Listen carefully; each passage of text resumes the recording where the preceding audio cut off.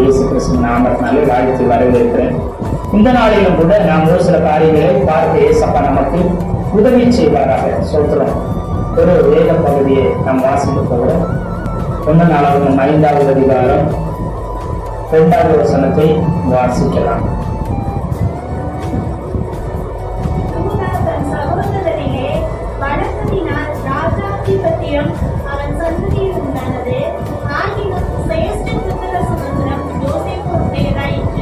யூதா தன் சகோதரியை வளர்த்ததினால் ராஜாதிபத்தியம் அவன் சந்ததியில் உண்டானது.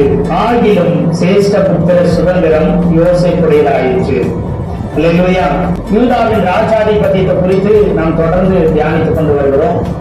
அந்த யூதாவின் ராஜாதிபத்தியத்துல இப்ப நாமும் யாரா இருக்கிறோம்? ராஜாக்களுமாய் ஆசாரியர்களுமாய் இருக்கிறோம்னு வெளிப்படுத்தல என்ன செஞ்சிருக்க இந்த வசனம் சொல்லப்பட்டிருக்கிறது. நாமும் யாரா இருக்கிறோம்? ஆசாரியர்களாக, ராஜாக்களாக இருக்கிறோம். எப்படி நம்ம ராஜாக்களாக ஆசாரியர்களாக மாறினோம் என்பதை ஆதியிலிருந்து நாம் என்ன செய்ய போகிறோம்? நாம் அதை தெரிந்து கொள்ள போகிறோம். கர்த்தர் நமக்கு அதற்கு உதவி செய்வாராக. முதலாவது ஒரு வசனத்தை நாம் வாசிக்க போகிறோம். 1 பேதுரு 1வது அதிகாரம் 20வது வசனம் ஒருவர் வாசிக்கலாம். இயேசு கிறிஸ்து உலக தோற்றத்திற்கு முன்னே குறிக்கப்பட்டவராய் இருந்து தமது மூலமாய்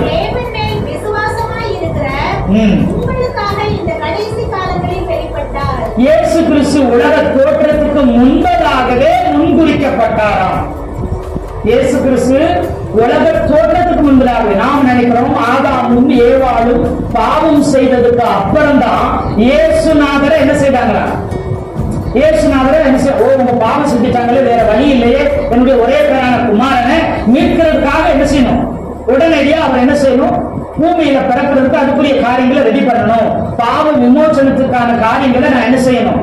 ரெடி பண்ணணும். பிதாவான தெய்வம் உடனே இந்த காரியங்களே திட்டத்தை ஆதாம் அவள் விழுந்த உடனே மாற்றினது போல நாம் நினைத்துக் கொண்டிருக்கிறோம். ஆனா இந்த வேதவசனம் வந்து உலகம் தோன்றதுக்கு முன்னாடியே அவர் என்ன செஞ்சிருக்கிறாரு? என்ன செஞ்சாரா? முன்குறித்திருந்தார். யார? ஆண்டவராகிய இயேசு கிறிஸ்துவை முன்குறித்திருந்தார். எதற்காக முன்குறித்திருந்தார்? 19வது வசனத்தை வாசிங்க. குற்றம் இல்லாத மாசற்ற ஆட்டுக்குட்டியாக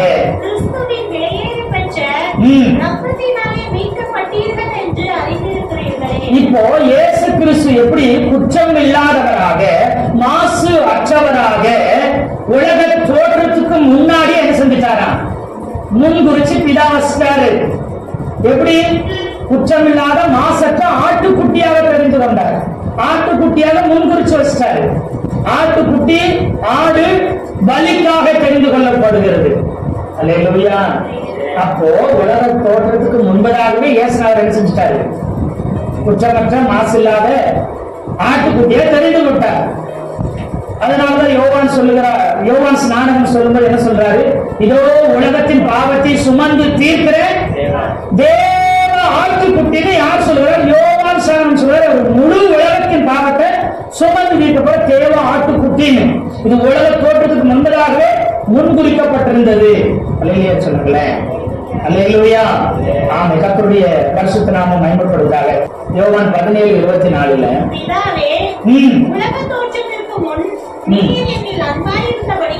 பிதாவாகிய தேவன் உலக தோற்றத்துக்கு முன்பதாகவே குமாரனாகிய இயேசு கிறிஸ்து எப்படி இருந்தாரா? அன்பாய் இருந்தார். உலக தோற்றத்துக்கு முன்பதாகவே அவர் மேல் என்ன செஞ்சிருக்கிறாரு? அன்பாய் இருந்தார். அல்லேலூயா.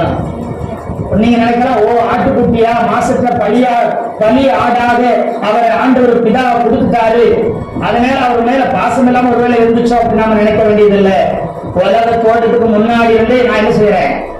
நாம பிதாவாகிய தேவன் இயேசு கிறிஸ்து மேல அன்பா இருந்தார். இப்போ நம்ம மேல வாசிக்கும் போது என்ன செய்யனா, பேதுருல பார்க்கும்போது உலக தோட்டத்துக்கு முன்னாடியே இயேசு கிறிஸ்து என்ன செஞ்சிட்டாரு? முன்குறித்திருந்தார். எதற்கு? குற்றமற்ற ஆட்டுக்குட்டியாக, ஆட்டுக்குட்டியாக ஆண்டவர் தெரிந்து கொண்டார். இயேசு கிறிஸ்து மேல உலக தோற்றத்துக்கு முன்பதாக எப்படி இருந்தாரா? அன்பாய் இருந்தார். அல்லேலூயா. முன்பு அன்பாய் இருந்தார். ஆனாலும் அவர் முன்குறிச்சிருந்தார். உலக தோற்றத்துக்கு முன்னாடியே அவர் பலி ஆடாக நியமித்து இருந்தார். அது ஏன் அப்படின்னு கேட்டீங்கன்னா, ஒரு வசனத்தை வாசிக்கலாம். எபேசுக்கு எழுதின நிருபம் 1வது அதிகாரம் 4வது வசனத்தை இப்ப வாசிங்க. தமக்கு முன்பாக நாம் அன்பின் பரிசுத்தம் உள்ளவர்களும், அதாவது தமக்கு முன்பாகனா பிதாவாகிய தேவனுக்கு முன்பதாக நாம் ஜனங்களாகிய நாம் மனிதர்களாகிய நாம் எப்படி இருக்கோமோ அன்பில் பரிசுத்தம் உள்ளவர்களாக இருக்கவும் குற்றம் இல்லாதவர்களாய் நாம் இருப்பதற்காக அவர் உலக தோற்றத்திற்கு முன்னே பிதாவாகிய தேவன் உலகம் தோன்றுவதற்கு முன்னே கிறிஸ்துவுக்குள் நம்மை தெரிந்து கொண்டபடியே கிறிஸ்துவுக்குள் நம்மை தெரிந்து கொண்டாராம். அல்லையா சொல்லுங்களேன். இப்ப யாருக்குள்ள தெரிஞ்சுக்கிட்டாரா? உலகம் தோன்றதுக்கு முன்னாடியே நாம அன்புல பரிசுத்தம் உள்ளவர்களாகவும் நாம மனிதர்களாகிய நாம் குற்றம் இல்லாதவர்களாக இருப்பதற்காக பிதாவாகிய தேவன் இயேசு கிறிஸ்துவுக்குள்ள நம்ம என்ன செஞ்சாரா? தெரிந்து கொண்டார். ஏன் தெரியுமா? இயேசு கிறிஸ்துவுக்குள்ள தெரிந்து கொண்டார். நாமெல்லாம் பாவம் செய்து தேவ மகிமை அற்றவர்களாகி போய்விடுவோம் அவருக்கு முன்பதாகவே தெரியும். அல்லேலூயா. அதனால உலக தோற்றத்துக்கு முன்பதாகவே இந்த இயேசு கிறிஸ்து எப்படி இருக்கிறார்? குற்றம் இல்லாதவராக இருக்கிறார். மாசு அற்றவர்களாக இவர் பலியாக போகிற ஆட்டுக்குட்டியாக யார் இருக்கிறார்? இயேசுநாதர் இருக்கிறார். அவருக்குள்ளாக அந்த குற்றம் இல்லாத அந்த மாசற்ற அந்த தேவ ஆட்டுக்குட்டியா பலியாக போற ஆட்டுக்குட்டியா இருக்கிற ஆண்டவராக இயேசு கிறிஸ்துவுக்குள்ள நம்மளை தெரிந்து கொண்டாரா? எத்தனை பேர் ஆமென் சொல்றீங்க? இப்போ 1 பேதுரு அந்த 1:19 வாசிக்கிற.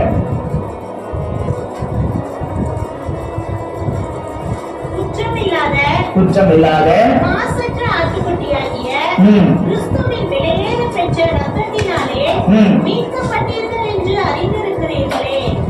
இப்போ யார் மூலம் மீட்கப்பட்டிருக்கிறோமா? இயேசு கிறிஸ்துவால நம்ம மீட்கப்பட்டிருக்கிறோம். எப்ப மீட்கப்பட்டோம்?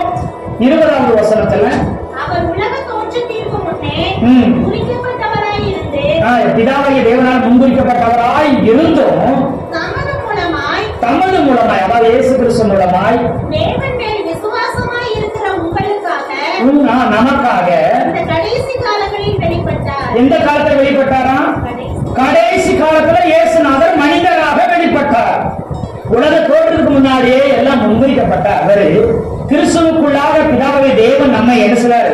தெரிந்து கொண்ட பொழுதும் எப்போ கடைசி காலங்களில் இயேசு கிறிஸ்து பூமியில மனிதராக என்ன செய்வாரு? பிறந்து கடைசி காலத்துல வருவாரு. அப்பொழுது அவர் மூலமாக அவருடைய ரத்தத்தின் மூலமாக நம்ம என்ன செஞ்சுக்கிட்டாரு? மீட்டுக் கொண்டார். மனுக்குலத்தை மீட்டுக் கொள்வார். இப்பங்கிறது உலக தோற்றத்துக்கு முன்பதாகவே அனாதி காலத்துக்கு முன்பதாகவே இது என்ன செஞ்சப்பட்டிருக்கு? தீர்மானிக்கப்பட்டிருக்கிறது. ஆதாம் ஏவாள் பழத்தை சாப்பிட்டதுக்கு அப்புறம் இது என்ன செய்யல? திட்டம் மாற்றப்படல. நாம எடுத்து திட்டத்தை மனுஷங்க சொதப்பி விட்டுட்டாங்க, குழப்பி விட்டுட்டாங்க. வேற வழியும் திடீர்னு ஒரு திட்டத்தை போட்டு ஏசுறத நீங்க என்ன செய்யுங்க? பலியாகுங்கன்னு சொல்லி திட்டத்தை மாத்துறத நாம நினைக்கிறோம். இது உலகம் தோன்றுவதற்கு முன்பதாகவே இது செஞ்சிருக்குது, தீர்மானிக்கப்பட்டிருக்கு. எத்தனை பேர் ஆமென் சொல்றீங்க? அல்லேலூயா, அல்லேலூயா.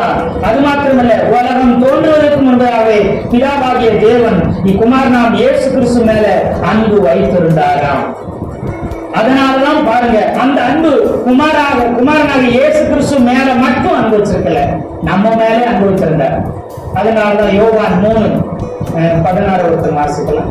தேவன் தம்முடைய ஒரே பேரான குமாரனை விசுவாசிக்கிறவன் எவனோ அவன் கெட்டு போகாமல் நித்திய ஜீவனை அடையும்படிக்கு அவரை தந்தருளி இவ்வளவாய் உலகத்தில் அன்பு கூர்ந்தார்.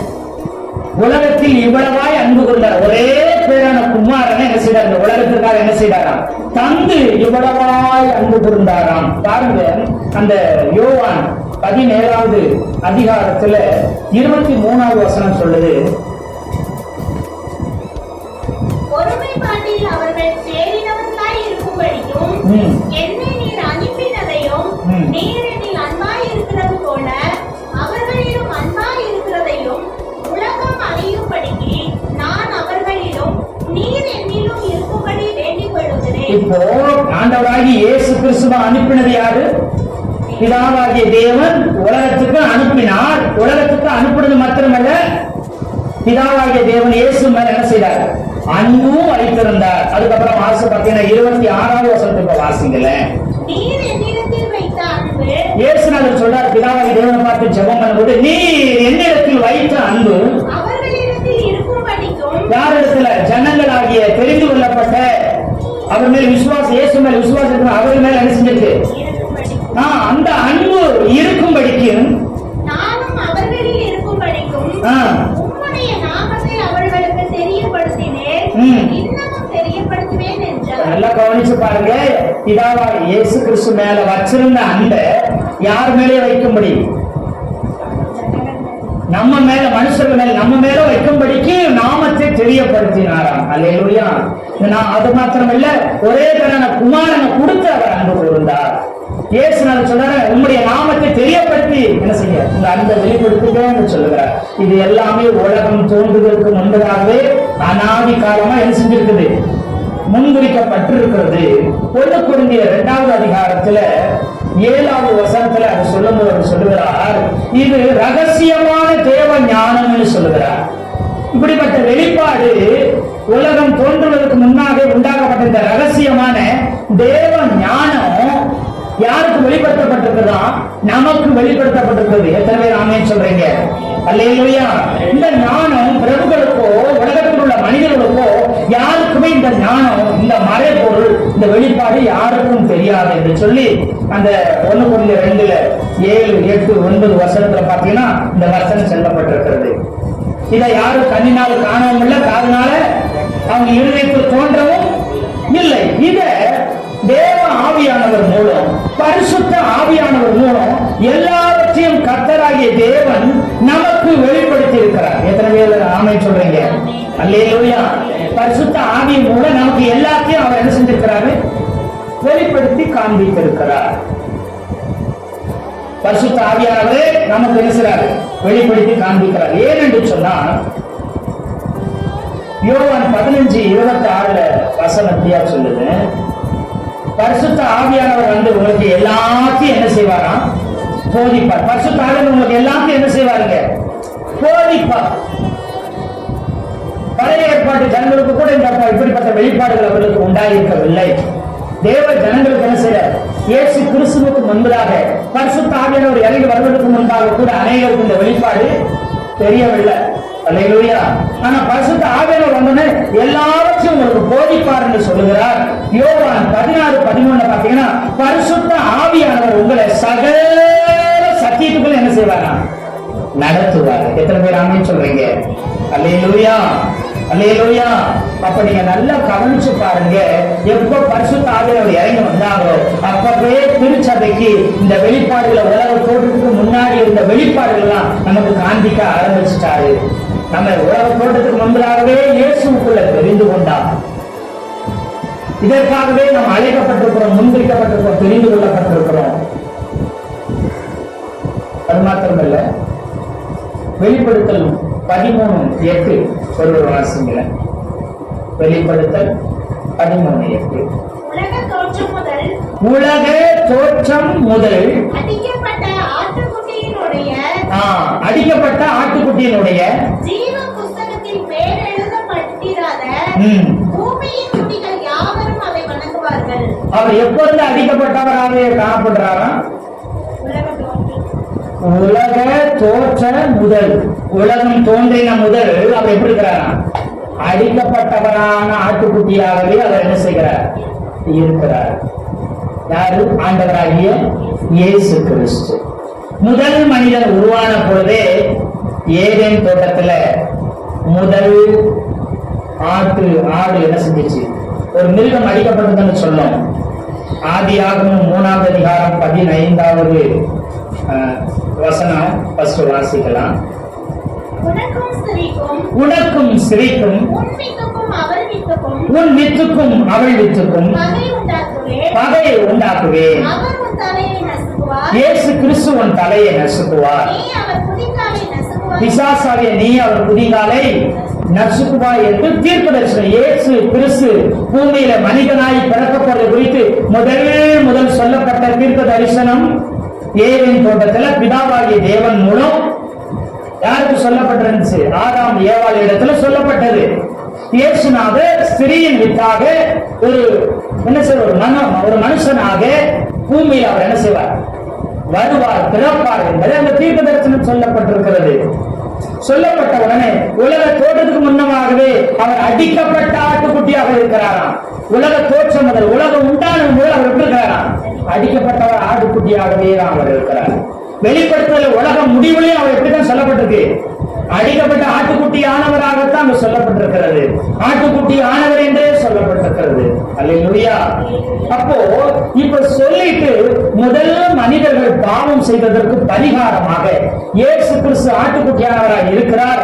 அதற்கு முன் அடையாளமாக முதல் மனிதர்களுக்கு, ஆதி மனிதர்களுக்கு என்ன செய்யப்பட்டிருக்குது, ஆட்டுக்குட்டி ஒப்புமையாக ஏதேன் தோட்டத்தில் என்ன செய்யப்பட்டிருக்கு, அடிக்கப்படுகிறது. வாசிங்க 21 அந்த அதிகாரத்துல. தேவனாகிய கர்த்தர் ஆதாமுக்கும்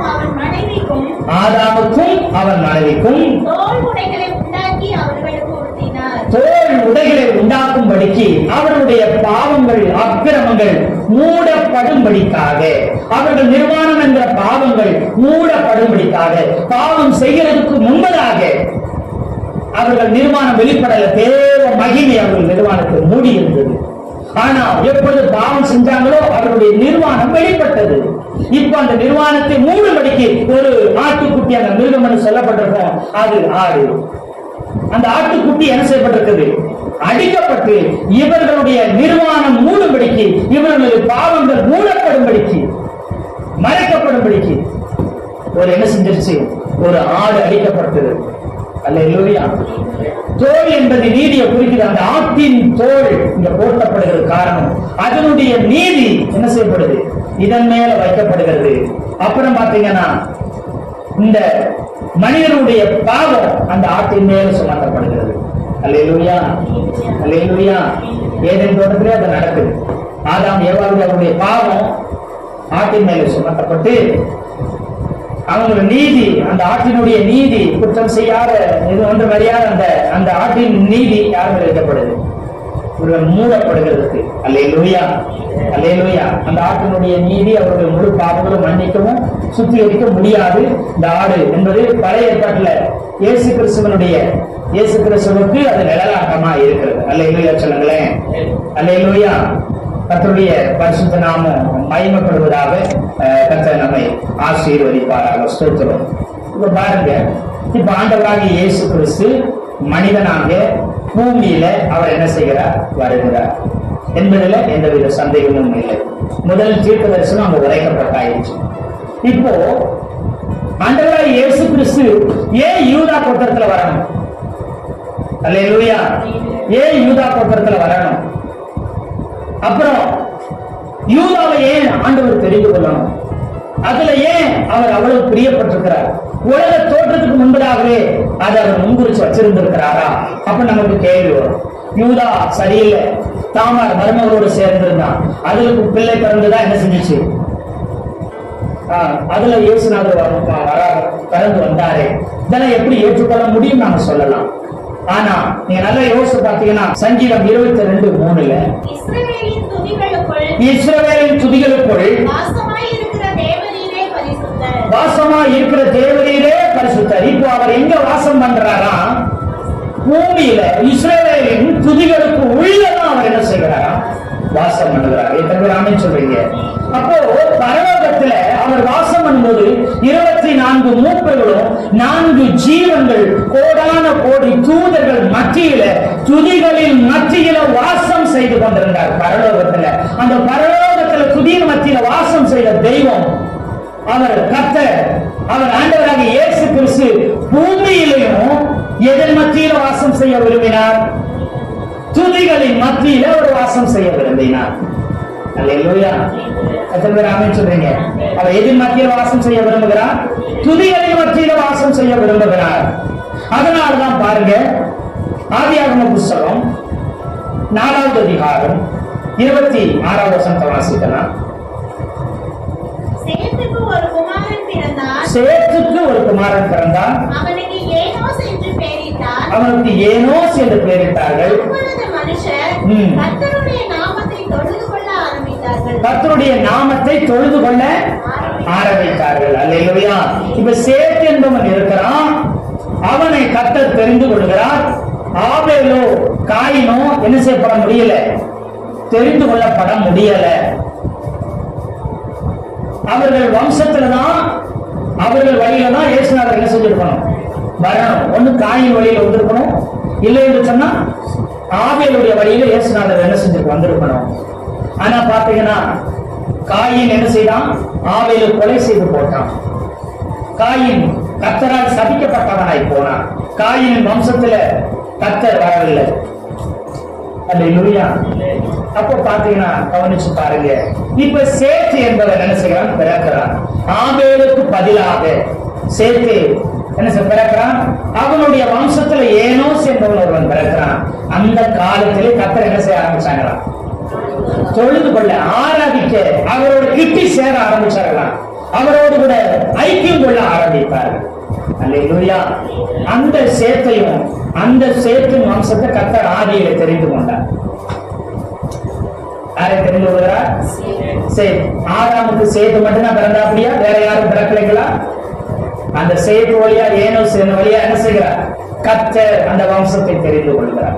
இப்ப சேத்தினுடைய 10வது தலைமுறை, கரெக்டா 10வது தலைமுறை யாருன்னு பாத்தீங்கன்னா நோவாவுக்கு அப்புறம் பிறந்த சேம் வருகிறார். ஆதாமின் 10வது தலைமுறை யாருங்க? ஆதாமில் இருந்து 10வது தலைமுறை நோவா. சேத்திலிருந்து 10வது தலைமுறை யாரு? சேம், அதாவது நோவாவுடைய பிள்ளைகள். இங்கே சேற்றை கர்த்தர் தெரிந்து கொண்டது போல ஆதாமில் இருந்து யாரு சேத்த தெரிந்து கொள்கிறார். அதே போல நோவாவில் இருந்து இங்கே சேமை கர்த்தர் தெரிந்து கொள்கிறார். சேத்தின் 10வது தலைமுறையா இருக்கிற சேமை கர்த்தர் தெரிந்து கொள்கிறார். 3 பேர் இருக்கிறாங்க. நோவாவுக்கு 3 பேர் இருந்தாலும், 3 பிள்ளைங்க இருந்தாலும், ஆதியாகம புஸ்தகம் 9வது அதிகாரம் 26வது வசனத்தை வாசிக்கலாம். சேமுடைய தேவனாகிய கர்த்தருக்கு ஸ்தோத்திரம் உண்டாவதாக. சேமுடைய தேவனாகிய கர்த்தருக்கு என்ன சொல்ல உண்டாவதாக, ஸ்தோத்திரம் உண்டாவதாக வசனம் சொல்லுது. இப்போ சேமை சொல்லும் பொழுது, அவனுக்கு தீர்க்க தரிசனம் சொல்லும் போது, சேமுடைய தேவனுக்கு என்ன, கர்த்தருக்கு ஸ்தோத்திரம், அங்க துதிக்கப்படுகிறார். அவனுக்கு தீர்க்க தரிசனமே, சேமுடைய தீர்க்க தரிசனம் அவனுக்கு சொல்லப்படுது, துதி கர்த்தர், சேமின் கர்த்தர் துதிக்கப்படுவாராக. அல்லேலூயா. ஸ்தோத்தரிக்கப்படுவார் அப்படின்னு ஒரு கர்த்தர் சேமை தெரிந்து கொள்கிறார். அது மாத்திரமல்ல, நீங்க அந்த வசனங்களை, தீர்க்க தரிசன வசனங்களை நீங்க சரியா கவனித்து பார்த்தீர்கள் என்று சொன்னால் பாருங்க. 9வது 25வது வசனத்தை வாசிங்க. கானான், காமின் வம்சம், கானான் வருகிறான். அவன் சபிக்கப்பட்டவன். இப்போ காமை கர்த்தர் தெரிந்து கொள்ளவில்லை. அவன் சகோதரனுடைய அடிமைகளுக்கெல்லாம் இவன் அடிமையா இருப்பான்னு சொல்லுகிறார். அடிமைக்கெல்லாம் அடிமை இல்லை. யாருடைய அடிமை? சேமுடைய அடிமைக்கு இவன் அடிமையா இருப்பான். காமுடைய வம்சம் அடிமையா இருக்கும். அதனால அந்த ஆளுகை வராது. அல்லேலூயா. அடுத்து வாசிங்க 26. யாவேத்தை கர்த்தர் என்ன செய்வார்? விருத்தி ஆக்குவார். அவனும் சேமுடைய கூடாரத்துக்குள்ள இருப்பான். சேமுடைய செட்டையின் கீழே அவனுடைய நிழலில் தான் தஞ்சம் புகுவான். அல்லேலூயா சொல்லுங்களேன். அல்லேலூயா, அல்லேலூயா. கர்த்தருடைய பரிசுத்த நாமம் மகிமைப்படுவதாக. இப்ப காமும் யாரு கீழே போறாங்க? சேமின் அடிமைக்கு அடிமையா இருப்பானா. இப்ப அடுத்து பாத்தீங்கன்னா யாவேத்து யாரு கீழே வர்றாரு? சேமுக்கு கீழே வர்றாரு. இப்ப ஆளுகிற தீர்க்க தரிசனம், சகோதரர்களுக்கு ஆளுகிற தீர்க்க தரிசனம் யாருக்கு வருது? சேமுக்கு வருது. நோவா காலத்தில் முழு மனுக்குலம் அழிக்கப்படுது.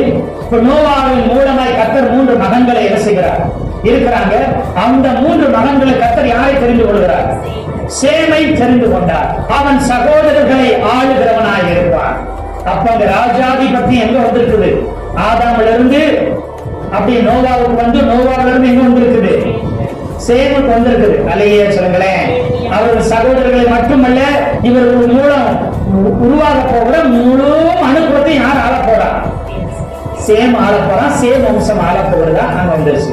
எத்தனை பேர் ஆமென் சொல்றீங்க? அல்லேலூயா. அப்போ ஆதியிலேயே ராஜாதிபத்தி எங்க வந்திருக்குது? சேமுக்கு வந்திருக்குது. ஏனென்று சொன்ன அவர் சகோதரர்களை அவன் ஆளுகிறவனாய் இருப்பான். அல்லேலூயா, அல்லேலூயா. கர்த்தருடைய நல்ல நாமம் மகிமைப்படுவதாக. இப்போ ஆபிரகாமை ஏன் சேமுடைய வம்சத்தை தான் கர்த்தர் தெரிஞ்சிருக்கணும்? ஏன் ஆபிரகாமை கர்த்தர் தெரிந்து கொண்டார்? அதாவது இயேசு கிறிஸ்து ஆபிரகாம வம்சத்துல வர ஏன் தெரிந்து கொண்டார்? சேமை கர்த்தர் தெரிந்து கொண்டவர். அல்லேலூயா. இப்போ சேமில இருந்து அடுத்து பாத்தீங்கன்னா, சேமில இருந்து 10வது தலைமுறை ஆபிரகாம் வருகிறார். அதாவது நோவாவில இருந்து 10வது தலைமுறை நினைக்கிறேன். சேம் டு ஆபிரகாம் 10வது தலைமுறை யார் வர்றா? ஆபிரகாம் வருகிறார். ஆதியாகமம் 11வது அதிகாரம் 10வது வசனத்தை வாசிக்கலாம். சேமுடைய வம்ச வரலாறு. ஜலப்பிரளயம் உண்டாகி 2 வருஷத்திற்கு பின்பு சேம் 100 வயதான போது அர்பக்சாத்தை பெற்றார். இப்போ சேம் இருக்கிறான். அவனுக்கு என்ன செய்யுது? ஜலப்பிரளயத்துக்கு அப்புறம் 2 வருஷம் கழிச்சு அர்பக்சாத்ங்கிறவன் உண்டாகிறான். அவனுக்கு பிள்ளை சாலா உருவாகிறான். சாலா பிறக்கிறான். சாலாவுக்கு ஏபேர் பிறக்கிறான். ஏபேருக்கு பேலேகு பிறக்கிறான். பேலேகுக்கு ரெகு பிறக்கிறான். ரெகுவுக்கு செருகு பிறக்கிறான். செருகுக்கு நாகூர் பிறக்கிறான். நாகூருக்கு தேராகு பிறக்கிறான். தேராவுக்கு ஆபிரகாம் பிறக்கிறார். அல்லேலூயா சொல்லுங்களேன். அல்லேலூயா. இப்போ இந்த சேமை தெரிந்து கொண்ட தெய்வம் ராஜாதிபத்தியம் சகோதரரை ஆளுகிற ராஜாதிபத்தியம் சேமில் இருந்து அவர்களிலிருந்து 10வது தலைமுறையாக வருகிறார். ஆபிரகாமை கர்த்தர் தெரிந்து கொள்கிறார். ஏன் ஆபிரகாமை தெரிந்து கொண்டார்? அவன் சேமின் வம்சத்தில் வருகிறவனாய் இருக்கிறான். சேமுடைய கர்த்தருக்கு ஸ்தோத்திரம் உண்டாவதாக. இப்போ ஆபிரகாமை கர்த்தர் தெரிந்து கொண்டார். நாம நினைக்கிறோம் யூதாவில நேரா கர்த்தர் தெரிஞ்சுக்கிட்டார் நினைக்கிறோம். அல்லேலூயா சொல்லுங்களேன். உலக தோட்டத்துக்கு முன்பதாகவே அவர் பரலோகத்துல அனாதி காலமா பரலோக துதிகளின் மத்தியில் வாசம் செய்கிற தெய்வம். அவர் பூமியிலும் துதிக்கிற போக்கத்தில் என்ன செய்யணும்? அவர் பிறக்க விரும்பினார். துதியின் மத்தியில் பூமியிலும் வாசம் செய்ய விரும்பினார். இந்த ஜனங்களை எனக்கென்று ஏற்படுத்தினேன், இவர்கள் என் துதியை ஏற்படுத்தப்பட்ட ஜனங்களும் அவர் தெரிந்து கொண்ட ஜனங்கள் எப்படி இருந்தாங்க? துதிக்கிறவர்களாக இருந்தாங்க. அவர் பிறந்த வம்சமும் துதியின் வம்சமா இருந்தது. அந்த பிறந்த அந்த கோத்திர பிதாவும் துதியோட பிறந்திருந்தார். எத்தனை பேர் ஆமென் சொல்றீங்க? அல்லேலூயா, அல்லேலூயா. கர்த்தருடைய நல்ல நாமம் மகிமைப்படுவதாக. இப்ப பாத்தீங்கன்னா ஆபிரகாம் கிட்ட ஆண்டவர் சொல்லுகிறார். ஆதியாகமம் 12:3 உன்னை ஆசீர்வதிக்கிறவர்களை ஆசீர்வதிப்பேன், உன்னை ஆசீர்வதிக்கிறவர்களை ஆசீர்வதிப்பேன், உன்னை சபிக்கிறவனை சபிப்பேன். பூமியில் உள்ள வம்சங்கள் எல்லாம் இவர் சொன்னாரு. சேமுக்குள்ள அன்னைக்கு பூமியில் உள்ள வம்சங்கள் எல்லாம் ஆளப்பட்டது. அதே வம்சத்தில் வந்த ஆபிரகாமுக்கு பார்த்து சொன்னாரு, பூமியில் உள்ள வம்சங்கள் எல்லாம் உனக்குள் ஆசீர்வதிக்கப்படும் சொன்னாரு. யாருக்குள்ள? ஆபிரகாமுக்குள்ளதான் ஆசீர்வதிக்கப்படும் என்று சொல்லி அவர் வாக்கு கொடுக்கிறார். இந்த உனக்குள் என்று சொல்லப்படுகிற வார்த்தையை தான் கலாத்தியர் நிருபத்துல 3வது அதிகாரத்துல 14வது வசனத்துல அப்போஸ்தலனாகிய பவுல் இப்படி சொல்லுகிறார். வாசிக்கலாம். 3:14. அந்த ஆபிரகாமுக்கு உண்டான ஆசீர்வாதம் கிறிஸ்து இயேசுவினால் புறஜாதிகளுக்கு வரும்படியாகவும் ஆவியை குறித்து சொல்லப்பட்ட வாக்குத்தத்தத்தை நாம் விசுவாசத்தினாலே பெரும்படியாகவும் இப்படி ஆயிற்று. இது விசுவாசத்தினாலே புறஜாதி பெரும்படி ஆயிடுச்சு. அப்போ அன்னைக்கு ஆபிரகாமுக்குள்ள அந்த சொன்ன அந்த வாக்குத்தத்தம், அந்த ஆசீர்வாதம், அந்த ஆளுகை, அந்த ராஜாதிபத்தியம், அந்த ஆசாரியத்துவம் இப்ப எங்க வருது? இயேசு கிறிஸ்துவுக்குள்ள வருது. இயேசு கிறிஸ்துவுக்குள்ள புறஜாதியாக நம்மளுக்கு என்ன செய்கிறது? வருகிறது. எத்தனை பேர் ஆமென் சொல்றீங்க? அல்லேலூயா, அல்லேலூயா. இப்போ ஆதியாகம புஸ்தகம் 29:35. மறுபடியும் அவள் கர்ப்பவதியாகி ஒரு குமாரனை பெற்று இப்பொழுது கர்த்தரை துதிப்பேன் இப்பொழுது கர்த்தரை துதிப்பேன் என்று அவனுக்கு யூதா என்று பெயரிட்டாள். யூதா என்று சொல்லி பெயரிட்டார். அல்லேலூயா. 12 பிள்ளைங்க 13 பிள்ளைங்க பிறந்திருக்கலாம் மற்றும் எல்லாத்துக்கும் சேர்ந்து. ஆனா என் நெஞ்சை நீக்குவான், என் சிறுமையை மாற்றுவான், துக்கத்தின் மகன் என் கணவர் என்னோடு சேர்வார், நான் அற்பமாய் பார்க்கப்பட்டேன், என் எல்லை பெறுகிறது, நான் என் வேலைக்காரியை கொடுத்த நிமித்த கர்த்தர் என்னை யாராரமாக்குகிறார், தாராளமாக்குகிறார், இப்படியே பேர் வச்சிருந்தாங்க. ஆனா ஒரே ஒரு பேர் மட்டும் விதிவிலக்கா இருக்குது, கர்த்தரை துதிப்பேன். கர்த்தரின் துதி. அல்லேலூயா சொல்லுங்களேன். அந்த 12 பேர்ல கர்த்தரை துதிப்பேன் என்று சொல்லி துதியை குறித்து கர்த்தரின் நாமத்தை புகழ்கிற ஒரு பெயரோடு ஒருத்தர் பிறக்கிறான். அவன் பேர் தான் யூதா. யூதா என்றால் கர்த்தரின் துதி, கர்த்தரை துதிக்கிறது, துதி என்று அர்த்தம். அல்லேலூயா, அல்லேலூயா. இப்போ என்ன செய்கிறார்னா, கர்த்தர் என்ன செய்கிறார்னா, ஆபிரகாம் சாராய் சேமின் வம்சத்திலிருந்து வர்றாங்க. யாருடைய வம்சம்? ஆபிரகாம் சாராய் யாருடைய வம்சம்? சேமின் வம்சத்துல வர்றாங்க. அதுக்கப்புறம் பாத்தீங்கன்னா ஈசாக்கு ரெபேக்காலும் சேமுடைய வம்சத்திலிருந்து வராங்க. அல்லேலூயா சொல்லுங்களேன். அல்லேலூயா. ஆமென் ஸ்தோத்திரம். அதுக்கப்புறம் பாத்தீங்கன்னா அடுத்து யாக்கோபு லேயா சேமுடைய வம்சம் தன்னுடைய இனத்தார் பக்கம் என்ன செய்யறாங்க? பெண் கொள்றாங்க. அப்ப இவங்க எல்லாம் எந்த வம்சத்துல வர்றாங்க? ஆபிரகாமும் சாராலும் சேமின் வம்சம். ஈசாக்கும் எனக்கு இங்க பெண் கொள்ளாங்க, இங்க ஒரு பெண் கொள், என் இனத்தாரிடத்துல பெண்கள் ரெபேக்கா சேமின் வம்சத்துல வர்றாங்க. ஆபிரகாமுக்கு பிறந்த ஆபிரகாமுக்கும் சாராளுக்கும் பிறந்தவங்க யார் செலக்ட் பண்றாரு? ஈசாக்கு செலக்ட் பண்றாரு. ஆபிரகாமுக்கும் ஆகாருக்கு பிறந்த இஸ்மாயில் என்ன செய்யல? செலக்ட் பண்ணல.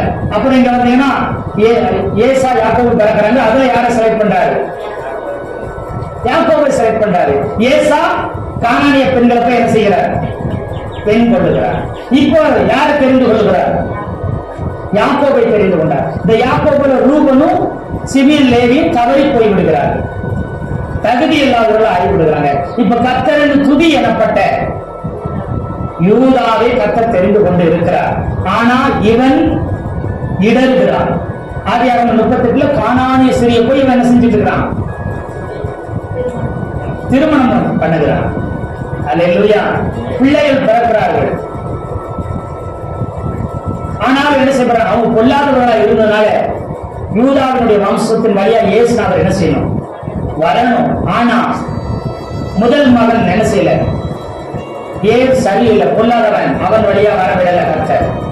அப்புறம் ஓனான் வழியா என்ன செய்யல கர்த்தர்? அவனும் பொல்லாதவனும் சந்ததியே வரக்கூடாது. அவன் பண்றதை பார்த்தா இயேசுநாதர் பெறக்கூடாது. அவனை செய்து கொண்டிருக்கான். தடுத்து கொண்டுதான் அவனே என்ன செய்தார்? கர்த்தர் அடித்து போட்டார். இப்ப ஆக்சுவலி சேத்தை தெரிந்து கொண்ட தெய்வம் அப்படியே சேம் கிட்ட வந்தார். சேத்தை தெரிந்து கொண்டவர் சேம் கிட்ட வந்து இங்க சேலாவுல வந்து என்ன செய்யலாம்? சேலாவுல வந்து தாமார் யாரு? மெல்கி செதேக் சேமின் வம்சத்துல வந்துடும். அவங்க மூலம் என்ன செய்யணும்? சந்ததி வரணும் நினைத்திருந்தா அதற்கு யார் தடையாய் மாறிவிட்டார்? யூதா. தகப்பனே என்ன செய்தார்? தடை பண்ணி சேலாவே நான் அவளுக்கு கொடாமல் போனேனே என்று சொல்லி என்ன செய்கிறார்? அவர் சொல்லி என்னிலும் அவள் நீதி உள்ளவர். அல்லேலூயா சொல்லுங்களேன். ஆனா நீங்க நல்லா கவனிச்சு பாருங்க. இப்போ தாமாரை நீங்க கவனிச்சு பார்த்தீங்கன்னா தெரியும். சேலாவை தனக்கு மாமனார் கொடுக்கலன்னு சொன்னா வேறொரு திருமணத்தை முடிச்சு என்ன செஞ்சிருக்கலாம்? போயிருக்கலாம். அதை அவள் செய்யவில்லை. மாமனார்ட்ட போய் கேட்டாலும் அவர் கட்டாயமா என்ன செய்ய போறது இல்லை. சேலாவை என்ன செய்ய மாட்டாரு? தர மாட்டாருன்னு தெரியும். அல்லேலூயா, அல்லேலூயா. அப்ப நல்லா கவனிச்சு பாருங்க. இவன் இப்போ வேறொரு வழியை அவர் என்ன செய்கிறார்? திட்டமிட்டு செய்கிறார். அல்லேலூயா சொல்லுங்களேன். வேறொரு வழி அவர் எத்தனை பண்ணி வேசிய போல போகிறா. இஸ்ரவேலில் உள்ளவங்க வேசித்தனம் பண்ணனா அவர்கள் என்ன செய்யணும்? கல்லறிஞ்சு கொல்லப்பட வேண்டும். தேவ ஜனங்கள் வேசித்தனம் பண்ணா அவர் கல்லறிஞ்சு கொல்லப்பட வேண்டும். இவளை சுட்டு எரிப்பாங்கன்னு யாருக்கு தெரியும்? இந்த காரியம் தெரிந்தா வெளிப்படும் யாரு? தாமாருக்கு தெரியுமா தெரியாதா? நாம் செய்கிற தவறு இதனால என் உயிருக்கு என்ன வரலாம்? சாவு வரலாம். ஆனாலும் இவள் யூதாவின் வம்சம் அழிந்து விட நின்று விட யூதாவின் வம்சம் தலைக்கணும்னு யார் நினைச்சிருந்தது? தாமார் நினைச்சிட்டு இருந்தார். அவள் ஒரு வழியாய் தேவனுடைய திட்டத்தை செய்கிறார். யூதா வம்சத்துல யார் வரணும்? சமாதான கர்த்தர் இயேசு கிறிஸ்து வரணும். யூதா வம்சம் தலைக்கணும். ஒரே வழி சேலாம் மூலமா யூதாவின் வம்சம் தலைக்கணும். ஆனா முழுக்க முழுக்க தடையா யூதா இருக்கிறார். இப்போ மாமனாருடைய மாமியார் இறந்ததுக்கு அப்புறம் இந்த பிளான் இந்த அம்மா போடுது, தாமார் போடுகிறார். யூதா வம்சம் தடைபடக்கூடாது. என்ன ஆனாலும் பழி வந்தாலும் சரி, நிந்தை வந்தாலும் சரி, அவமானம் வந்தாலும் சரி. பின்னாட்கள மரியாளுக்கு கன்னியா இருக்கும் போதே கத்தோடி ஆயிட்டார். அவளுக்கு நிந்தைகள் அவமானம் வந்தாலும் பரவாயில்ல, யார் வரணும்? இயேசு கிறிஸ்து யூதா வம்சத்துல உலகை ஆளுகிற ராஜாதி ராஜா என்ன செய்ய ஆகணும்? வெளிப்பட்டே ஆகணும் என்று சொல்லி அவமானங்களையும் நிந்தைகளையும் எல்லாற்றையும் ஏற்றுக்கொண்டார். எத்தனை பேர் ஆகணும்னு சொல்றீங்க? அல்லேலூயா. இங்க இதே வேலையை தான் தாமார் என்ன செய்யுது? அல்லேலூயா. வெளியரங்கமா பார்த்தா, மாம்ச பிரகாரமா பார்த்தா இது எப்படி இருக்குது? தவறாய் அருவருப்பானதான் என்ன செய்யப்படுது? காணப்படுகிறது. ஆனா ஆவிக்குரிய பிரகாரங்கள் கண்ணோக்கி பார்த்தா இயேசுநாதர் பிறப்புக்கு தடையாய் இருக்கிற எல்லா தடைகளும் உடைக்கும்படிக்கு இவள் தன்னையே அர்ப்பணித்து என்ன செய்தார்? தன்னை துச்சமாய் மதித்து தேவனுடைய திட்டத்துக்குன்னு தன்னை என்ன ஆனாலும் என்று சொல்லி தன்னை அர்ப்பணித்துக் கொண்டார். எத்தனை பேர் ஆமென் சொல்றீங்க? இப்ப யூதா அண்ட் தாமார் ரெண்டு பேரும் சேமன் வம்சத்துல வந்தவங்க. அவர்கள் மூலம் என்ன செய்யுது? சந்ததியை உருவாகும். சேலாம் மூலம் உருவாக வேண்டியது. ஆனா என்ன செய்யுது? மறுபடியும் யூதாவுக்கு மனைவி இல்ல, இப்ப யூதா தாமார் மூலம் என்ன செய்கிறது?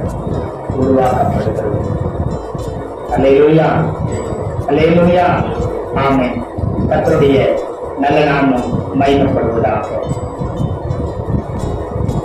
இப்போ சகோதரர்களை ஆளுகிற அதிகாரம் பெற்ற கர்த்தரால் துதிக்கப்பட்ட, கர்த்தருக்கு ஸ்தோத்திரம், சேமனுடைய கர்த்தருக்கு ஸ்தோத்திரம் என்று சொல்லப்பட்ட சேம் எப்படி மெல்கிசேதேக்கு ஆனார்?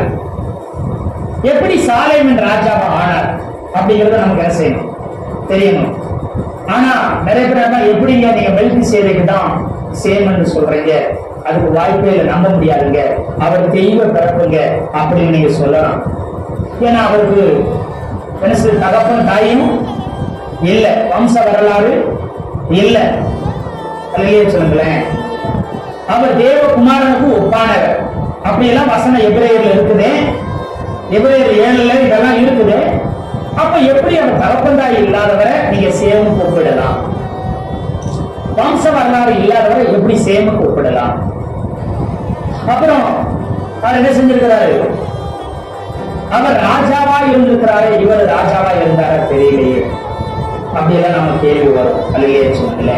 ஆனா ஒன்னே ஒண்ணு, தேவகுமாரனுக்கு ஒப்பானவரா, தேவகுமாரனை போன்றவரா?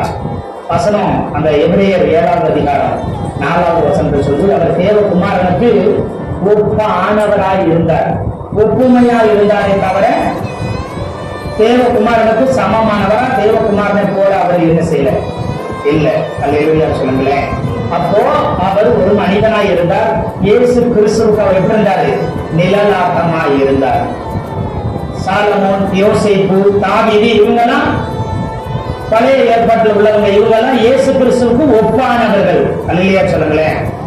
அல்லேலூயா, அல்லேலூயா. ஆமை. கர்த்தருடைய பரிசுத்த நாமம் மகிமைப்படுவது. இப்ப சேம் இருக்கிறவர் முழு உலகமும் அழிஞ்சு இப்ப மறுபடி நோவாவும் அவனுடைய 3 குமாரர்கள் மருமக்கள் மூலம் என்ன செய்து இந்த 8 பேர் மூலம் வம்சம், பூமியில் இருக்கிற வம்சம் மறுபடியும் என்ன செய்து பழுகி பெருகுது. பழுகி பெருகும் போது சேம் என்ன செய்கிறார் என்று சொன்னா, இந்த ஜனங்களுக்காக அவர் தேவனிடத்தில் என்ன செய்யறார்? ஆண்டவரே, எனக்கும் என் தகப்பன் குடும்பத்துக்கும் பூமியிலே வெறும் 8 பேர், எங்க குடும்பத்துக்கு மட்டும் நீங்க கிருபை பாராட்டுனீங்க. அல்லேலூயா சொல்லுங்களேன். கிருபை பாராட்டுனீங்க. அதே கிருபை இனி உங்க கோபம் வந்து முழு பூமி அழிஞ்சிடாதபடிக்கு இனி இருக்கிற இந்த வம்சத்தின் மேல, இந்த ஜனத்தின் மேல என்ன செய்யணும்? ஜனங்கள் அதிகமாக பெருகின போது பாவம் செய்தார்கள் பூமியில. மறுபடியும் இந்த பாவம் வந்துடாதபடி எங்க குடும்பத்துக்கு கொடுத்த அதே கிருபையை எங்க வம்சத்துக்கும் இந்த ஜனத்துக்கும் கொடுங்கள் என்று சொல்லி விண்ணப்பம் பண்ணினான், வேண்டினான், பலி செலுத்தினான். பரிந்து பேசினான். அல்லேலூயா சொல்லுங்களேன். அல்லேலூயா. அப்படி பரிந்து பேசி, பலி செலுத்தி பரிந்து பேசி அவன் ஆசாரியனாய் மாறினான். எத்தனை பேர் ஆமென் சொல்றீங்க? அல்லேலூயா. இப்ப திரையே ஜனங்கள் பெருகிட்டாங்க. முன்ன காலத்துல இவர்களுக்கு ராஜாக்கள் யாரும் இல்லாதனால அவங்க தங்களுடைய இஷ்டத்தின்படி என்ன செய்தாங்க? வாழ்ந்து பாவங்களை அக்கிரமங்களை செய்து கர்த்தருக்கு முன்பதாக பூமி கொடுமையால் நிறைய பண்ணினார்கள். ஆனா முழு பூமியை கர்த்தர் என்ன செய்தார்? அழித்தார். அதனால பார்த்தாங்க, எல்லா ஜனங்களும் சொன்னாங்க, எங்களுக்கு ஒரு தலைவர் தேவை. நாங்க நீதியின் வழியில நடத்தப்படணும், அந்த சரியான வழியில நடத்தப்படணும்னா எங்களுக்கு ஒரு தலைவர் தேவை என்று எல்லா ஜனங்களும் கூடி சொன்னார்கள். எங்களுக்காக பரிந்து பேசுகிற, எங்களுக்காக விண்ணப்பம் பண்ணுகிற, எங்களுடைய நன்மையை நாடுகிற ஒரு மனிதர் இருப்பார். அவர் சேமுதான், காம் கிடையாது, ஞாபகத்து கிடையாது, சேமுதான். அப்படி ஜனங்கள் நீர் எங்களை ஆள வேண்டும். ஏற்கனவே உண்மை குறித்து தீர்க்க தரிசனம் சொல்லப்பட்டிருக்கிறதே, நீரே எங்களை ஆள வேண்டும் என்று சொல்லி அவரை ராஜாவாக்கினார்கள். அந்த இடத்துக்கு பேர் வச்சாங்க சாலேம் என்று சொல்லி. சாலேம் என்று சொன்னா சமாதானத்தின் நிலம், சமாதான வாழ்விடம் என்று அர்த்தம். என்ன அர்த்தங்க?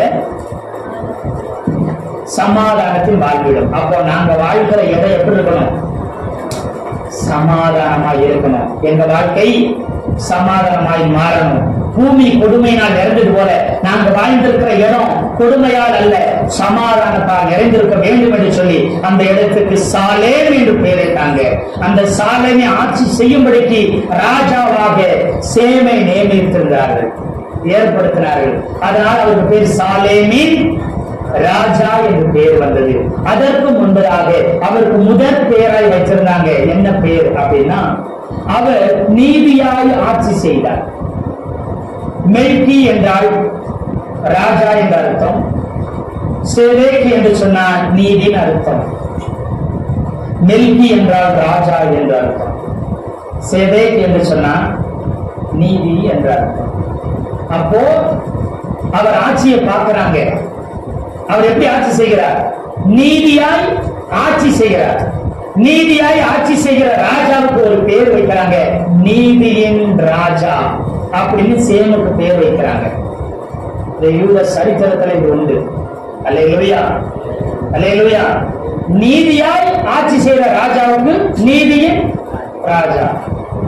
அது மாத்திரமில்ல, நம்ம சரித்திரத்துல வரலாறுல, தமிழர்கள் வரலாறுல சொல்லுவாங்க ஒரு பேரு, மனு நீதி சோழன். ஏன் மனு நீதி சோழன் பேர் வச்சாங்க? மனு குலத்தை நீதியான செய்தாங்க. மனுஷங்களை நீதியாய் ஆட்சி செய்த சோழன், அவன் பேரை எப்படி மாத்திட்டாங்க? மனு நீதி சோழன் மாத்திட்டாங்க. இங்க நீதியாய் ஆட்சி செய்கிற இந்த ராஜாவுக்கு பேர் என்ன வச்சாங்க?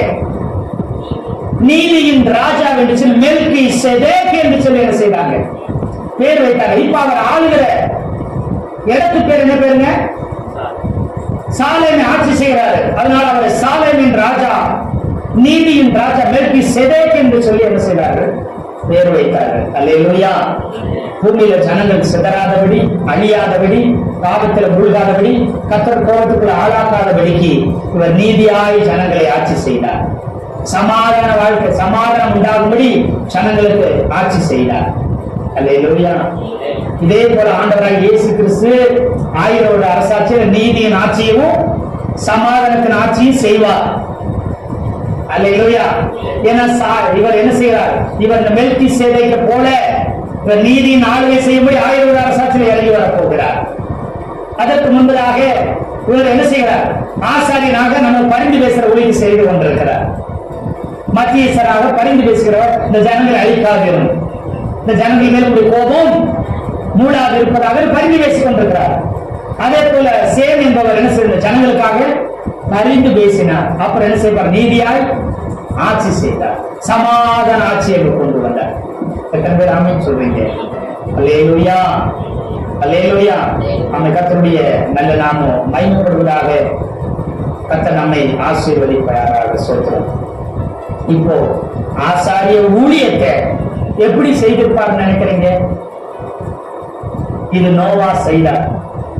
பேழை அரராத்து மலையில் இருந்த பொழுது முழு தண்ணியும் வற்றி போன பொழுது பலி யார் செலுத்தினது? நோவா முதல் பலி என்ன செய்றார்? சனம் வற்றினதுக்கு பின்பு என்ன செய்றார்? அவர் பலி செலுத்தினார். அதை கர்த்தர் நுகர்ந்து கொண்டு சமாதான உடன்படிக்கை என்ன செய்தார்? இனி பூமியை தண்ணியினால் அழிக்கவே மாட்டேனாரு.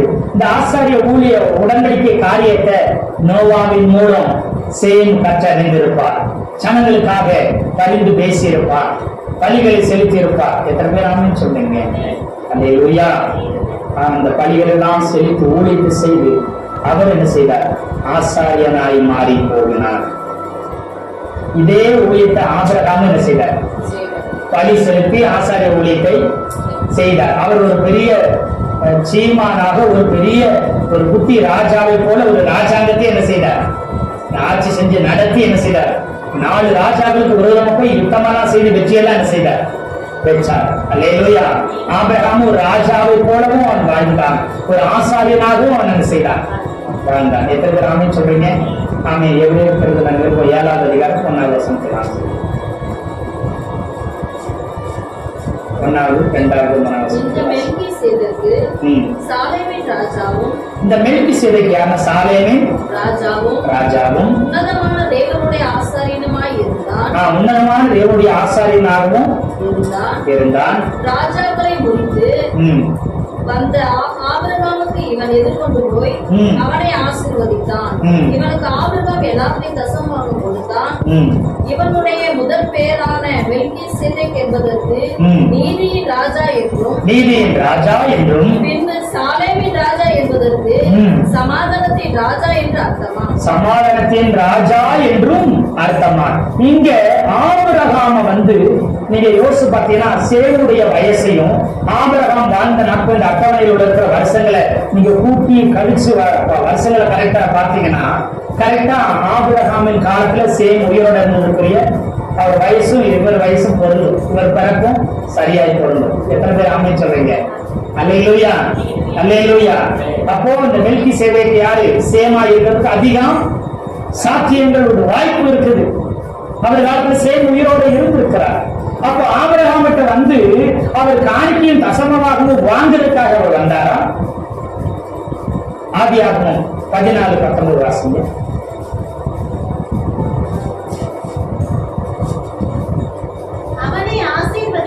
அவனை ஆசீர்வதித்து வானத்தையும் பூமியையும் உடையவராகிய உன்னதமான தேவனுடைய ஆசீர்வாதம் ஆபிரகாமுக்கு உண்டாவதாக. ஆபிரகாமுக்கு என்ன செய்வதாக? உண்டாவதாக என்று சொன்னார். அவர் ஆபிரகாமிட்ட காணிக்கைகளையும் தசமபாகங்களையும் அவர் முழுமையாக பெற்றுக்கொள்ளும்படிக்கு அவர் வந்தார் அப்படின்னு நாம நிறைய நேரத்தில் நினைக்கிறோம். ஆனா அதே வசனத்தை அன்லாக் டைனமிக் பைபிள் UDB ஒரு பைபிள் இருக்கு. அந்த பைபிள ரொம்ப அழகா அந்த மொழிபெயர்ப்பு சொல்லியிருக்குது. இந்த மெல்கிசேதேக் ஆபிரகாமை ஆசீர்வதித்தார். நான் தேவனிடத்தில் கேட்கிறேன், உன்னதமான மேலான தேவனிடத்தில் கேட்கிறேன். நான் யாரிடம் கேட்கிறேன்? இந்த வானத்தையும் பூமியும் படைத்த கர்த்தரிடத்தில் கேட்கிறேன், உன்னை ஆசீர்வதிக்கும்படி கேட்கிறேன் என்று சொல்லுகிறார். UDB பைபிள் இருக்குது. என்ன? Unlock dynamic Bible. அதுல அழகா எப்படி சொல்லி இருக்குது? மெல்கிசேதேக்கு இது பண்றாரு, ஆபிரகாம் ஆசீர்வதிச்சாரா? எப்படி ஆசீர்வதிச்சாரா? நான் தேவனிடத்துல, உன்னதமான தேவனிடத்துல, மேலான தேவனிடத்துல கேட்கிறேன். நான் யாரிடத்துல கேட்கிறேன்? வானத்தையும் பூமியை உண்டாக்கின படைக்கிற தேவனிடத்துல கேட்கிறேன், உன்னை ஆசீர்வதிக்கும்படிக்கு பரிந்து பேசுற. யார் ஆசீர்வதிக்கும்படி? ஆபிரகாம் ஆசீர்வதிக்கும்படி அந்த விண்ணப்பமும் பரிந்து பேசிக்கிட்டு இருக்கிறார். நாம நினைக்கிற காணிக்க வாங்குறதுக்கு தசமம் வாங்குறதுக்கு செஞ்சாரு. ஆசீர்வதிக்கும்படி கட்டளைப்பட்ட ஆசாரியனாய் வந்தார். அல்லேலூயா சொல்லுங்களேன். அதன் பின்பு ஆபிரகாமை சகல காரியத்தின் பின்னாட்களை கர்த்தர் என்ன செய்தார்? ஆசீர்வதிக்க ஆரம்பித்தார். உங்களுக்காக பரிந்து பேசுகிற ஆசாரியன் இடத்துக்கு நீங்க என்ன செய்ய? ஆமா, ஆசாரியத்துல போங்க. அவர்களுக்கு உற்சாகமாய் கர்த்தருக்குரியவைகளை செலுத்துங்க. அல்லேலூயா. உங்களுக்கு பரிந்து பேசுகிற ஆசாரியர்களை கர்த்தர் வைத்திருக்கிறார். எத்தனை பேர் ஆமென் சொல்றீங்க? அவன் வேண்டுகிறான், விண்ணப்பம் பண்ணுகிறான், பரிந்து பேசுறாங்க, ஆசீர்வதிங்க என்று சொல்லி கேட்கிறார். அல்லேலூயா. ஆமென். கர்த்தருடைய நல்ல நாமம் மகிமைப்படுவதாக. ஜனத்திற்காக மாத்திரமல்ல, ஆமை ஆசீர்வதிக்கப்பட்ட ஆபிரகாமை, தெரிந்து கொள்ளப்பட்ட ஆபிரகாமையும் அவர் என்ன செய்தார்? ஆபிரகாமுக்கும் அவர் பரிந்து பேசுகிறவராக இருந்தார். ராஜா என்றால் நியாயம் தீர்க்கிறவர். ராஜா என்ன செய்யணும்? ஆசாரியர் என்று சொன்னா பரிந்து பேசணும். சபிக்க கூடாது. என்ன செய்யணும்? பரிந்து பேசணும். ராஜா நியாயம் தீர்க்கணும், ஆசாரியன் பரிந்து பேச வேண்டும். அல்லேலூயா சொல்லுங்களேன், அல்லேலூயா சொல்லுங்களேன். அப்போ இது ரெண்டையும் ஒருவர் செய்கிறது மிகவும் கடினமானது. இயேசுநாதர் இந்த பூமியில வாழும் பொழுது அவர் என்ன செய்தார்? ஆசாரியராய் நமக்காக இவர் பரமேறி போய் பரிந்து பேசிக் கொண்டிருக்கிறார். அல்லேலூயா சொல்லுங்களேன். இனி ராஜாவா வந்து என்ன செய்வார்? நியாயம் செய்வார். அதனாலதான் மெல்கி சேதேக்கு முறைமையில யார் வந்தது? ஆரோனுடைய முறைமையில் அவர் வராம யாருடைய முறைமையில வந்தாரா? அவர் பரிந்து பேசவும் செய்வார், அவர் நியாயம் விசாரிக்கவும் செய்வார். ஆசாரியரால நியாயம் விசாரிக்க, பரிந்து பேச மட்டும்தான் முடியும். ஒரு ராஜாவால நியாயம் கேட்க மட்டும்தான் முடியும், பரிந்து பேச முடியாது. அல்லேலூயா. அதனால அவர் ஆரோனுடைய வம்சத்தில் அவர் வராமல் என்ன செய்தார்? மெல்கி சேதேக்கின் முறையில் அவர் என்ன செய்தார்? அந்த அப்ப சேமன் வம்சம் அப்படியே யாக்கோபுடைய யூதாவுக்கு என்ன செய்து கடத்தப்படுகிறது. எத்தனை பேர் ஆமென் சொல்றீங்க? அல்லேலூயா, அல்லேலூயா. ஆமை கர்த்தருடைய நல்ல நாமம் மகிமைப்படுவதாக. ஸ்தோத்திரம். இப்ப இவர் சாலேமின் ராஜாவா இருக்கிறாரு. இவருக்கு என்னன்னா, அந்த எபிரேயர் 7ஆம் அதிகாரம், இவன் தகப்பனும் தாயும் வம்ச வரலாறும் இல்லாதவன். அல்லேலூயா சொல்லுங்களேன், அல்லேலூயா. ஆமா, இவனுக்கு எது இல்லையா? தகப்பனும் இல்ல. இங்க எபிரேயருக்கு எழுதுற இந்த அப்போஸ்தலன் பவுல் என்ன சொல்றாருன்னா, தகப்பன் தாய் இவங்களுக்கு என்னையா இல்லைன்னு சொன்னதுக்கு என்ன காரணம்? இவங்க அப்பா ராஜா கிடையாது, இவன் ராஜ வம்சத்தை என்ன செய்யல. அப்போ இவன் ஆட்சி செய்கிறவனா இருந்தான், நீதியாய் ஆட்சி செஞ்சான், சமாதான ஆட்சி அவன் என்ன செய்தான்? செய்து கொண்டிருந்தவனாய் இருந்தாலும், இவன் சாலேமின் ராஜாவாக இருந்தாலும் இவனுக்கு துவக்கம், இவனுக்கு முடிவு. இவன் எவ்வளவு காலம் வாழ்ந்தான், எவ்வளவு காலம் ஆண்டு ஆட்சி செய்தான் என்ற எந்த கணக்கும் இதுவரைக்கும் இல்லை, எந்த வரலாறும் அவனுக்காக இல்லை. அல்லேலூயா சொல்லுங்களேன். அதனாலதான் அப்போஸ்தலன் பவுல் எழுதுகிறார், இவன் ராஜ வம்சத்துல வராதனால இவனுக்கு வம்ச வரலாறு இல்லை. ஒன்று. அடுத்ததாக, இவன் ஆட்சி காலம், இவன் வாழ்ந்த காலம் எதுவும் குறித்து வைக்கப்படாதனால இவனுக்கு துவக்கம் முடிவும் இல்லை. இவன் தேவனுடைய குமாரனுக்கு ஒப்பானவன் என்று சொல்லி நிறைய பேர் பரிசுத்த ஆவியானவர் சொல்றாங்க. இந்த மெல்கி சேதைக்குன்னா பரிசுத்த ஆவியானவர் சொல்லி தப்பா என்ன செய்றாங்க? சொல்றாங்க. அல்லேலூயா. ஏன்னா அவருக்கு சாவே இல்லைன்னா அவர் பரிசுத்த ஆவியானவர்ன்றாங்க. இங்க அந்த வசனம் சொல்லும்போது தேவனுடைய குமாரனுக்கு ஒப்பானவராக இருந்தார் தவிர தேவனுடைய குமாரனுக்கு நிகரானவர் கிடையாது. பரிசுத்த ஆவியானவர் தேவனுடைய குமாரனுக்கு நிகரானவரா ஒப்பானவரா? நிகரானவரா? அல்லேலூயா சொல்லுங்களேன். அப்போ பழைய ஏற்பாட்டில் உள்ள பரிசுத்தவான்கள் எல்லாம் தேவ குமாரனுக்கு ஒப்பானவர்களாய் நிழலாட்டமா இருக்கிறாங்க. அல்லேலூயா சொல்லுங்களேன். அல்லேலூயா. அப்ப நீங்க நல்லா கவனிச்சுக்கீங்க, இது மனுஷன் தான், இவ தெய்வீக பிறப்பு கிடையாது, இவ ஏதோ அப்பா அம்மா இல்லாம வந்தவர் கிடையாது. நாம நினைப்போம் இயேசுநாதருக்கு யார் இருந்தாங்களா இல்லையா? இவருக்கு மட்டும் எப்படி அப்பா அம்மா இல்லாம போகும்? இவர் மட்டும் தாய் வயிற்றுல எல்லாம் எப்படி வந்தாரு? பாடத்துல வந்து வந்தார். இதெல்லாம் நாம என்ன செய்யணும்? யோசிக்கணும், வசனத்தை தியானிக்கணும். இயேசுநாதரே மனுஷனா வரணும்னா ஒரு தாயின் கருவுல உருவாகி பிறக்கணும். இந்த மெல்கி சேதைக்கு மாத்திரம் எப்படி தாயின் கருவுல வராம இருக்க முடியும்? அது நிறைய சத்தியத்தை தொடர்படியா மாத்திரும். அவர் பரிசுத்த ஆவியானவருக்கு ஒப்புமையா சொல்ல முடியாது. அல்லேலூயா. ஆமென். கர்த்தருடைய நல்ல நாமம் மகிமைப்படுவதாக. இந்த சேம் தான் மெல்கி சேதேக், சாலேமின் ராஜா. அவர் வம்சத்தில் வந்த ஆபிரகாமை கர்த்தர் தெரிந்து கொண்டார். அல்லேலூயா. அந்த வம்சத்தில் வந்த ஈசாக்கு யாக்கோபை கர்த்தர் என்ன செய்தார்? தெரிந்து கொண்டார். அப்புறம் யூதா கோத்திரத்தை கர்த்தர் தெரிந்து கொண்டார். ராஜாதிபத்தியம் யூதா கோத்திரத்துல வந்து ஒரு ராஜாவாகவும் ஆசாரியராகவும் மெல்கி சேதேக் எப்படி இருந்தாரோ, அவர் எந்த வம்சத்திலும் வரல, எந்த கோத்திரத்திலும் வரல, ஆனா அவர் 2 ஊழியத்தை செய்தார். அல்லேலூயா. அதனால இயேசு கிறிஸ்து லேவி கோத்திரத்துல வரல. மற்ற கோத்திரங்களில் அவர் வரல. ஆதியிலிருந்தே துதிகளில் வாசம் செய்கிற தேவன், துதியினால் உண்டாக்கப்பட்ட துதியின் மூலம் பிறந்த யூதாவை கர்த்தர் தெரிந்து கொண்டார். அந்த யூதாவுக்கு குணாதிசயம் கவனிச்சு பார்த்தீங்கன்னா தன்னுடைய சகோதரனுக்காக பரிந்து பேசுகிறவனாக இருந்தார். ஒரு ஆசாரியன் எப்பயுமே பரிந்து பேசணும். ஒரு ராஜா எப்பயுமே தனக்காக அல்ல தன்னுடைய ஜனத்துக்காக வாழணும். தாமார் தனக்காக அல்ல தன்னுடைய வம்சத்துக்காக தன் வாழ்க்கையை அர்ப்பணித்தார். அல்லேலூயா சொல்லுங்களேன். பேசித்தனம் பண்ணா சுட்டெரித்து கொல்லப்படணும், அது தெரிந்திருந்தும் தன்னை அர்ப்பணித்தார். தனக்காக அல்ல, தான் செத்தாலும் பரவாயில்லை, தான் வம்சம் தலைச்சிருக்கும்னு நினைச்சார். அல்லேலூயா. அது மாத்திரம் இல்ல, நீங்க நல்லா கவனிச்சு பாருங்க. யூதா வம்சத்தில் வந்த ராஜாக்களை பாருங்க. தாவீது ஏன் இந்த ஆடுகள் என்ன செஞ்சுச்சு, என்னையும் என் குடும்பத்தையும் அடிங்கன்னு சொன்னார். நான் தப்பு பண்ண பரிந்து பேசினார். அல்லேலூயா சொல்லுங்களேன். அதே இது யூத புத்திரரில் யூத வம்சத்தில் வந்த தானியேல் 1ஆவது அதிகாரத்தை நீங்க திருப்பி பாருங்க. யூத வம்சத்தில் வந்த தானியேல், அனனியா, அசரியா, மிசாவேல், இவங்க எந்த கோத்திரத்தில் வந்தவங்க? யூத கோத்திரத்தில் வந்தவங்க. இவங்க இதுல தானியேல் தேவ ஜனங்களுக்காக பரிந்து பேசி உபவாசம் பண்ணினா, அழுதா, நாங்க பாவம் செய்தோம்னு கதறினா. எத்தனை பேர் ஆமீன் சொல்றீங்க? அந்த தானியேல் யூதா கோத்திரத்தில் வந்தது.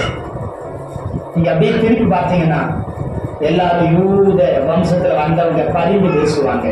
எசேக்கியா ராஜா அழுகிறான், ஜனத்தை பாருங்க எப்படி அவர் யூத ராஜாவாக இருந்தார். கதறி நாம் ஜனத்துக்காக. யோசபாத் பாருங்க, கர்த்தரை துதித்தான், கர்த்தருக்கு முன்பதாக போய் என்ன தேவ ஜனத்துக்காக மன்றாடினான். அதே இது 10 கோத்திரத்துல வந்த ராஜாக்களை பாருங்களேன், அவங்க ஜனத்துக்காக எந்த வேலையும் தான் ஆட்சியை தக்க வச்சிருக்கிறதுக்காக தான் மற்ற கோத்திரத்தில் உள்ளவங்க வேலை செய்திருப்பாங்க. அல்லேலூயா, அல்லேலூயா. கர்த்தருடைய பரிசுத்த நாமம் மகிமைப்படுவதாக. இவன் பரிந்து பேசுகிறவனாக இருந்தார். தன் உயிரை துச்சமாய் மதித்தான் யூதா. இயேசுநாதர் தன் உயிரை தன் சகோதரர்களுக்காக கொடுத்தார், தன்னுடைய ஜனத்துக்காக கொடுத்தார். இன்று வரை அவர் பரிந்து பேசிக் கொண்டே இருக்கிறார். எத்தனை பேர் ஆமென் சொல்றீங்க? அல்லேலூயா. அவர்களை இஸ்ரவேல் ஜனங்கள்னு சொல்லுவோம். அடுத்து இன்னொரு பேர் சொல்லுவாங்க, யூத. சொல்லுங்க, இஸ்ரவேல் ஜனங்களுக்கு அப்புறம் நாம சொல்ற ஒரே பேர் என்ன பேருங்க? 12 கோத்திரம் இருக்குல்ல, 12 யோசேப்பின் ஜனங்கள் சொல்ல வேண்டியதானே? எந்த ஜனங்கள் சொல்லுகிறோம்? யூத ஜனங்கள் தான் சொல்லுவோம். அல்லேலூயா சொல்லுங்களேன். அல்லேலூயா. மற்றவங்களுக்காக ஜனங்களுக்காக தன்னை அர்ப்பணிக்கிறவர். பாத்தீங்கன்னா சல்மோன் பாருங்க, ஒரு வேசிக்கு வாழ்வு கொடுத்தார். யூதாவை பாருங்க, ஒரு வேசி வேடத்தில் வந்த மருமகளுக்கு தெரியாமலே வாழ்வு கொடுத்தார். அல்லேலூயா சொல்லுங்களேன். ராகாப்பு ஒரு வேசின்னு தெரியும். சல்மோனை போல ஒரு உத்தமமான, ஒரு உண்மையுள்ள, நீதியுள்ள மனுஷன், ஒரு மேன்மையுள்ள, மதிக்கத்தக்க மனுஷன் யாரும் கிடையாது. யாருமே வாழ்வு கொடுக்காத போது புறஜாதிக்கு யார் வாழ்வு கொடுத்தார்? சல்மோன் வாழ்வு கொடுத்தார். யாரு? ராகாப்பை கட்டினார். அல்லேலூயா சொல்லுங்களேன். எல்லாராலும் மறுக்கப்பட்ட, வெறுக்கப்பட்ட புறஜாதியா இருந்த ரூத்துக்கு போவாஸ் என்கிற இயேசுக்கு அடையாளமா இருந்த என்ன செய்தார்? தன்னுடைய வாழ்க்கையை கொடுத்தார். அல்லேலூயா சொல்லுங்களேன். ஜனத்துக்காக தன் வாழ்க்கையை மேன்மையும் எல்லாவற்றையும் தியாகம் பண்ணுகிறவர்கள் தான் யூத வம்சத்தில் உள்ளவர்கள். இது ஆதியிலே மெல்கி சேதேக்கு அந்த சேதேம் சேம் என்ன செய்த அப்படி பரிந்து பேசுகிறவராக இருந்தார். அல்லேலூயா சொல்லுங்களேன். இதே அதனாலதான் கர்த்தர் யூதா கோத்திரத்துல வந்தார். எத்தனை பேர் ஆமென் சொல்றீங்க? அல்லேலூயா சொல்லுங்களேன். அதனாலதான் யூதாவை கர்த்தர் தெரிந்து கொண்டார். எத்தனை பேர் ஆமென் சொல்றீங்க? அந்த யூதாவுக்கு ராஜாதிபத்தியத்தை கொடுத்தார். யூதாக்களை ராஜாக்களை எழும்ப பண்ணினார். அது தாவீதுக்கு சொல்லும்போது சொன்னார், உன் அரசாட்சி, உன் ஆளுகை, உன் சிங்காசனம் என்றென்றைக்கும் நிற்கும், அந்த சிங்காசனத்துக்கு முடிவே இராது. அல்லேலூயா சொல்லுங்களேன். அல்லேலூயா சொல்லுங்களேன். அப்படி அந்த தாவீதுக்கு அப்படிப்பட்ட வாக்குத்தத்தம் கொடுக்கிறதுக்கு காரணம் என்ன? அது இல்லாமல யூதா போய் முடங்கி கிடந்த அவனை அதுல்லாமல் இருந்து அவனை தட்டி எழுப்பினார். அல்லேலூயா சொல்லுங்களேன். ராஜா கர்த்தரால் மனப்பூர்வமாய் தெரிந்து கொள்ளப்பட்ட ஒரே ராஜா, முதல் ராஜா யாருன்னு சொன்னா அது தாவீது. அல்லேலூயா சொல்லுங்களேன். அதே தாவீதையும் அது இல்லாமல் தான் முத ராஜாவாய் மாற்றினார்கள். முத அவனை ஒரு 400 பேர் கடன்பட்டவர்கள் முறுமுறுக்கிறவர்களை தேடி போய் ராஜாவாக அபிஷேகம் பண்ணி அவனுக்கு ஒரு கல்லினால சிம்மாசனத்தை உண்டு பண்ணி அந்த கல்லில் அமர வச்சு அவனை ராஜாவா ஏற்றுக்கொண்டது யூதா. எங்க போய் அது இல்லாமல கெபியில போய் 2 மகனை இழந்து, மனைவியை இழந்து, அவன் சுற்ற வம்சத்தை முடிவுக்கு வந்துருச்சுன்னு ஒரு சபிக்கப்பட்டவனா முடங்கி கிடந்த அதே அதுல்லாம் கெபியில, அதே அதுல்லாம் ஊர்ல தான் யாரை ராஜாவா எழுப்பினாங்க? தாவீதை ராஜாவை எழுப்பினாங்க. ஆனால் அந்த யூதாவுக்கு தெரியுமா? இன்னும் ஒரு சில நூற்றாண்டுக்கு அப்புறம் யார் எழுப்ப போறா? வம்சம் முடிஞ்சிச்சுன்னு நினைச்ச யூதாவின் வழியில யூதாவின் ராஜாவாக, ராஜாதி ராஜாவாக தாவீதை எழும்ப பண்ணினார். எத்தனை பேர் ஆமீன் சொல்றீங்க? அல்லேலூயா. எங்க விழுந்து போனீங்களோ, எங்க தோத்து போனீங்களோ, யாருக்கு முன்னாடி அவமானப்பட்டீங்களோ, யாருக்கு முன்னாடி எதுக்கு முன்னாடி முடிஞ்சிருச்சுன்னு முடிவு கட்டினீங்களோ, அங்கிருந்து ராஜரீக அபிஷேகம் புறப்படும். அங்கிருந்து ராஜாதிபதி அபிஷேகம் எழும்பும். எத்தனை பேர் ஆமீன் சொல்றீங்க? அல்லேலூயா சொல்லுங்களேன். அல்லேலூயா சொல்லுங்களேன். கர்த்தர் தாமே இந்த வார்த்தையில கொண்டு நாம் ஒவ்வொருவரையும் ஆசீர்வதிப்பாராக. ஆமீன், ஆமீன்.